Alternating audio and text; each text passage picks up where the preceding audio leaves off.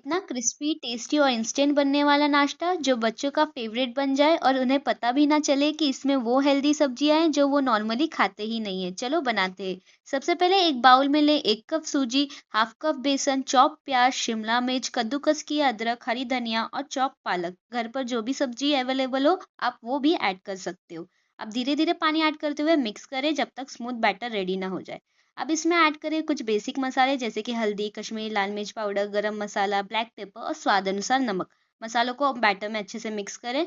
अब एक तड़का पैन में थोड़ा सा ऑयल गरम करें, उसमें ऐड करें जीरा, राई और हरी मिर्च। इस तड़के को बैटर में डालकर अच्छे से मिक्स करें और बैटर को 10 मिनट के लिए रेस्ट करने दें।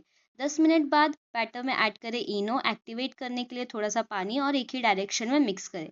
अब तड़का पैन में थोड़ा सा ऑयल डालकर बैटर ऐड करें और स्लो फ्लेम पर दोनों तरफ से अच्छे से पका लें जब तक गोल्डन और क्रिस्पी ना हो जाए। चाहे तो आप इसे स्टीम करके भी पका सकते हैं। तैयार है हमारा टेस्टी नाश्ता। चटनी या सॉस के साथ सर्व करें और इंजॉय करें।